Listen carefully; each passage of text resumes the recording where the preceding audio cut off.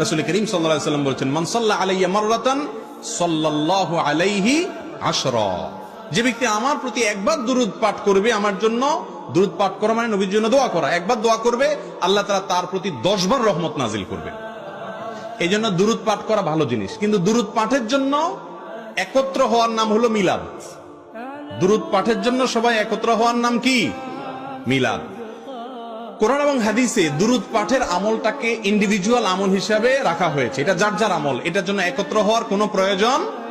হজ একা একা করার জিনিস না, 5 ওয়াক্ত নামাজ পুরুষরা একা একা পড়ার জিনিস না, এখানে জামাতে পড়তে হয়।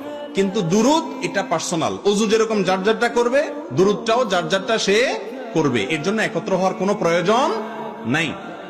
আপনারা নামাজে যে দুরূদ পড়েন সেটা কি সবাই একসাথে পড়েন না আলাদা আলাদা পড়েন? নাকি ইমাম সাহেবের সাথে সবাই সুর মিলায় পড়ে? যার যারটা শেষে পড়েন না?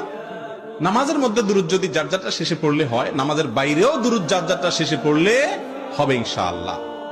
আর দুরূদের পাশাপাশি মিলাদের মধ্যে দুরূদ পড়তে পড়তে নবীর সম্মানে দাঁড়ায় যাওয়া, এটার নাম হলো কিয়াম। আমি একটা কথা প্রায় বলি, নবীর সম্মানে যদি দুরূদ পড়তে পড়তে দাঁড়ায় যাওয়া লাগে, তাহলে তো আল্লাহর সম্মানে কোরআন পড়তে পড়তে লাফানো উচিত, ঠিক না? বেশি বলেন। নবীর সম্মানে দুরূদ পড়তে পড়তে যদি দাঁড়ায় যাওয়া লাগে, তাহলে তো কোরআন তেলাওয়াতের সময়, কোরআন আল্লাহর কালাম, ওইটা করার সময় তো ফ্যানে ঝুলে থাকা উচিত। বুঝা গেল এগুলোর সাথে আসলে কোনো সম্মানের সম্পর্ক নাই। অনেক সময় দেখা যায় দাঁড়ায়, আবার সবাই গোল হইয়া দাঁড়ায়, মাঝখানে একটা চেয়ার বা বালিশটা আগে নবীজি এসে বসার জন্য, ঠিক না? ঠিক। তো নবীজি আসবে কিভাবে? সবাই গোল হইয়া দাঁড়াইছেন, মাঝখানে বালিশ রাখছেন, উনি আসবেনটা কোন দিক দিয়া? সে রাস্তাই তো বন্ধ করে দিচ্ছে।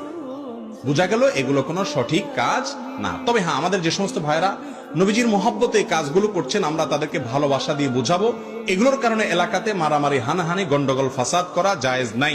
প্রয়োজনে মিলাদ করুক তাও ভালো, কিয়াম করুক তাও ভালো, কিন্তু ঝগড়া করবেন না।